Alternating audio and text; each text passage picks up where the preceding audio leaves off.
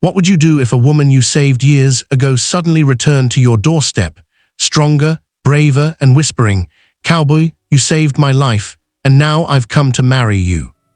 Tonight, we ride into a tale where fate doesn't knock. It walks straight across the desert, looks a lonely cowboy in the eyes, and claims the promise he never knew he made. So before we get started, make sure to subscribe, share this video, and drop a comment below. Now sit back, let's begin this unforgettable story. The cowboy never expected the past to walk straight toward him across the fatting desert light, yet there she was, an Apache girl he once saved from death itself, now returning after years of silence. Reed Dawson froze beside his corral, unable to breathe as the lone figure approached. The wind carried her scent of sage and smoke, her footsteps steady, fearless, as if the earth itself had been guiding her home. The moment her dark eyes met his, the years melted away, replaced by a shock so sharp it felt like a wound reopening. Only this wound carried a heartbeat. She stopped 3 steps away, her hair long, her stance proud, her presence stronger than he remembered. Reed tried to speak, but the words tangled in his throat as memories of that winter storm rushed back. The frozen girl he lifted from the snow, the quiet nights nursing her by firelight, the moment she disappeared before dawn. Now she stood before him like a living echo. Her voice, soft yet unshakable, broke the silence. "Cowboy, you saved me, and I have come back for what I owe." Reed blinked, startled, because what debt could she possibly mean? But the girl, no, the woman, only breathed deeply and whispered the words that shattered the calm of the desert. "I have come to marry you." Reed's heart slammed against his ribs. Marriage, after all these years? He stared at her, searching her face for doubt, but found none.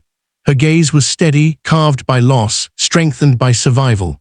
In her eyes lived a promise, one he had never heard but she had never forgotten. She had returned with certainty, not hesitation, her spirit anchored in a decision made long before she reached his land. Reed stepped back, overwhelmed by the weight of her declaration. His ranch, once silent and predictable, suddenly felt too small to contain this moment. "Lena," he finally managed, "you don't owe me anything. I did what any decent man would have done." But Lena shook her head, her braids swaying gently. "No, you gave me life when death had already claimed me. A debt of spirit is not a small thing. My people say a life saved must be honored, and I choose to honor it with my heart." Reed felt the ground tilt beneath him as her meaning sank deeper. He motioned toward the cabin, unsure, confused, yet unable to deny the pull she carried. Inside, the fire crackled softly, casting golden light across her face. Lena moved with calm familiarity, as if she belonged here despite years of absence. She placed her small leather bag down and sat near the fire. Reed watched her in silence, noticing the changes time had etched into her: sharper cheekbones, steadier hands, the quiet confidence of someone who had weathered storms far worse than snow. When she finally spoke, her words unfolded like a path she had walked for years, alone but unbroken. "After leaving you," she began, "I searched for my people, but the world had shifted.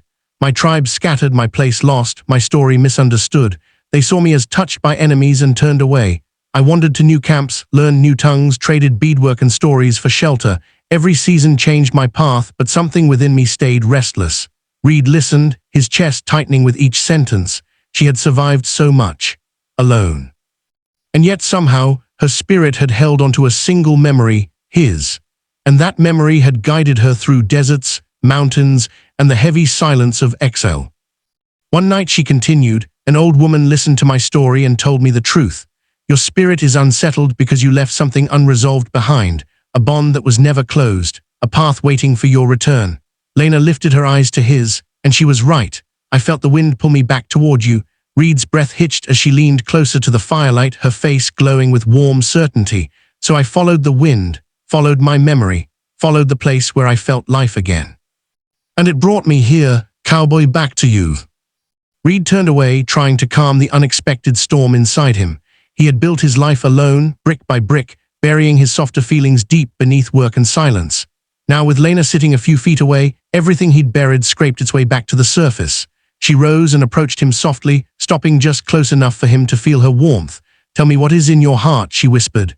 Reed swallowed hard. "My life is rough, Lena, hard, lonely. I don't know how to be what you want." Her answer came like truth forged in fire. "You already are." Reed looked into her eyes, seeing not a girl he once saved, but a woman who had crossed entire worlds of hardship to stand in front of him. He spoke slowly, carefully. If you stay, the winters will freeze the bones, summers will burn the land, and the work never ends. There is no quiet life here. Lena stepped closer until her breath touched his chest. Then we faced them together, two spirits, one path. Reed's doubts wavered. Her courage shook something loose inside him, something he thought had died long ago. Without thinking, he reached for her hand. Her fingers slipped into his gently, naturally, as if they had always belonged there. Lena, if you truly want to stay, then stay. Her smile bloomed like dawn breaking over the desert. She pressed her forehead to his chest, and Reed felt her steady heartbeat, strong, certain, endlessly brave. Then I am home, she whispered. The words wrapped around his ribs like warmth he never knew he needed. Outside, the wind shifted softly, carrying with it the echo of a promise made long ago, unfinished, but now returning. And Reed Dawson realized something terrifying and beautiful. His lonely life had just changed forever. The next morning, Reed woke before sunrise, expecting the old silence of his ranch. But instead, he found Lena outside, standing barefoot in the cold dirt, welcoming the dawn with her palms lifted toward the sky. The soft morning light painted her in gold. Reed watched her quietly, struck by how naturally her presence blended with the land, as if she had always belonged here. When she finally turned to him, she smiled gently. Today I work with you. Reed shook his head, but she insisted. A wife does not watch from afar. She walks beside her man, always. Reed tried to protest, but she was already lifting a wooden bucket, her arms tightening with effort.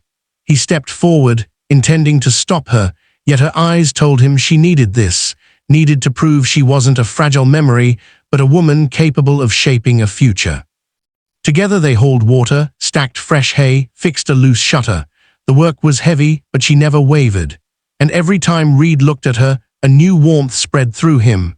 Lena didn't just fill the silence, she transformed it, turning stillness into companionship and loneliness into something fiercely alive. Around midday, Reed saddled his horse to check the fence line. He expected Lena to rest, but she wrapped her shawl tighter and climbed up behind him with calm certainty. He felt her hands rest lightly on his waist, her cheek brushing his back as the horse trotted forward. The closeness unnerved him and soothed him at the same time. As they rode across the wide open land, she spoke softly. This land accepts me. It feels different than the places I wandered. Reed glanced back. Because this land is yours now, she shook her head. Because you are here. Hours later, a storm front appeared quickly, dark clouds rolling in faster than any Reed had seen in weeks. He urged the horse back toward the ranch, but the wind whipped harder, sand stinging their faces. Lena clung tightly, her breath sharp but steady. The storm broke before they reached shelter, rain hammering down, turning the earth to mud. Reed grabbed her hand. Stay close. She nodded, pressing her forehead to his back as lightning split the sky. When they finally reached the porch, both were soaked, breathless and trembling. Lena stepped back, shivering, yet her eyes still carried fire. Inside, Reed lit the fire quickly. Lena's teeth chattered as she tried to warm her hands. He grabbed a blanket and wrapped it around her shoulders, his fingers brushing her neck. She froze, not in fear but in startled vulnerability. Reed knelt in front of her, gently getting her closer to the fire. Lena, you don't have to prove anything to me. You're strong. But strength doesn't mean you must endure everything alone. Her eyes softened. I'm not alone now. That frightens me more than any storm. Reed felt that truth strike deep, fear of belonging, fear of losing what felt like home. As night settled, the storm eased into a quiet patter. The fire crackled softly, filling the cabin with warmth. Lena approached Reed slowly, her steps uncertain for the first time since she returned. I want to tell you something, she whispered. When I was wandering, I tried to forget you, tried to forget your kindness. But every time I closed my eyes, I saw your fire, your hands carrying me through snow, your voice telling me I would live. My spirit kept returning to you, even when I tried to walk away. Reed felt a lump rise in his throat. He reached out, lightly touching her cheek. Lena leaned into his hand with a sigh. You say you came to repay a debt, he murmured, but I think you came because your heart wanted this. She nodded slowly. Yes, my heart came before my feet did. Reed gently lifted the pouch she had given him, the symbol of the returning path. He opened it, feeling the feather and turquoise brush his fingers. I kept this, he said softly, not because of obligation, but because I could not imagine giving it back. Her breath trembled. Then you choose me too. Reed closed the distance between them, their foreheads touching. I choose you, Lena, not because you returned, but because you returned to me. Her eyes glistened, and she placed her hand over his. Two spirits, she whispered, walking one path. Reed kissed her forehead, then her temple, then paused at her lips, letting the moment breathe. She wrapped her arms around him, her heart beating against his chest, steady, certain, alive. Outside, the storm faded completely, leaving only the quiet hum of the night, as if the land itself acknowledged their vow. The cowboy was no longer alone, not anymore. In the following days, something changed in the air around the ranch. Reed found himself smiling more, working with new purpose, drawn by the quiet presence of the woman who chose him so fiercely. Lena learned the ranch's rhythm, moving with grace through every task. She sang while grinding herbs, laughed softly when Reed tried to teach her lasso tricks, and stood beside him as equals when coyotes came too close. And Reed began to understand that love wasn't thunder or lightning, it was steady heat, a fire that could warm a lonely man's life without burning him alive. One evening, as the sun dipped behind the red cliffs, Reed took Lena's hand and guided her to the hill above the ranch. The sky blazed orange and gold. He turned to her, his voice low. You said you came to marry me. I think it's time I give my answer properly. She searched his face, breath held. Reed placed the returning path charm between them. Lena, stay with me, as my wife, forever if you'll have me. Her eyes shone like the first firelight he ever saw in them. I choose you again, cowboy. Always, and beneath that wild western sky, their spirits finally became one.